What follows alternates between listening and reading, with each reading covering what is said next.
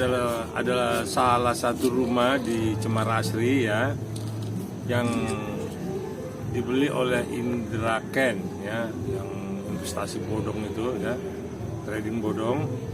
Nah itu rumah di Cemara Asri dibeli oleh Indra Ken. Yang menjual itu kebetulan teman saya, orang yang saya kenal dan sahabat saya namanya Amin ya. Jadi apakah memang itu benar-benar dibeli murni 30 miliar atau ada deal apa ya, saya tidak tahu persis. Tapi rumah itu saat ini sekarang disita dan dikuasai dengan polis lain oleh pihak penyidik dari Mabes Polri.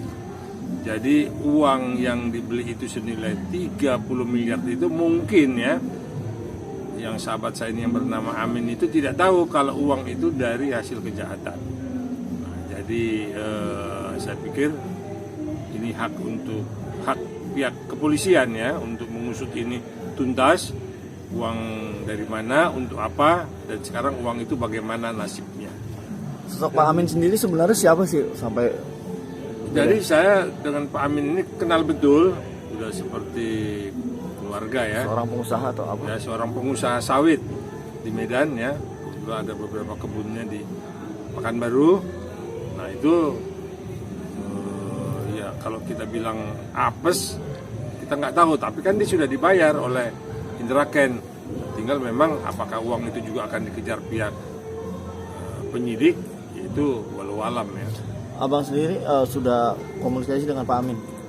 Saya tidak komunikasi dengan saudara Amin ya, karena memang itu kan urusan pribadinya ya, urusan pribadinya dengan Indra Ken seperti apa ya.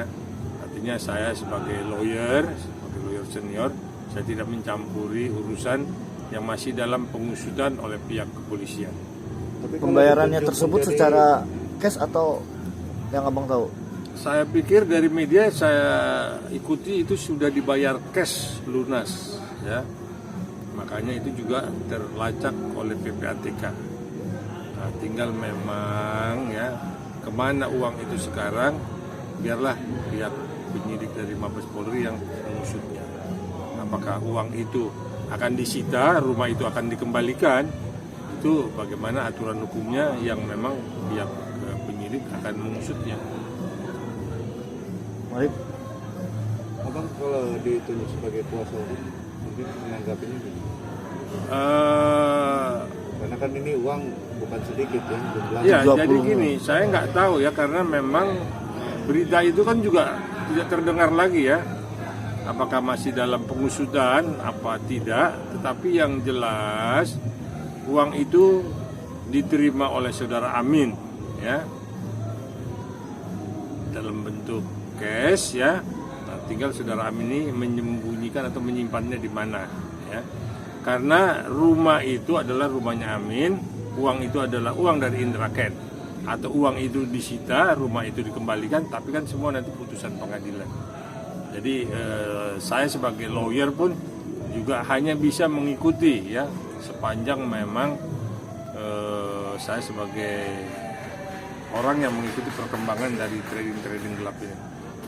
Stres yang memang akhirnya juga meninggal apa segala macam ya, sampai dia jatuh miskin ya, stres berat segala macam. Karena ini kan kita melihat 20 tahunnya ini, kenapa? Karena ada tindak pidana pencucian uangnya, ada money laundry-nya. Kalau hanya penggelapan dan penipuan mungkin 7-8 tahun, tapi karena ada TPPU-nya maka ini bisa diancam 20 tahun. Kalau lebih dari itu ya hukuman mati. Ya. Jadi wajar kalau Indra Ken, Doni atau siapa yang setipe itu kegiatannya menipu rakyat, ya diancam dengan tindak pidana pencucian uang. Selama itu bisa kita buktikan bahwa uang itu disalurkan.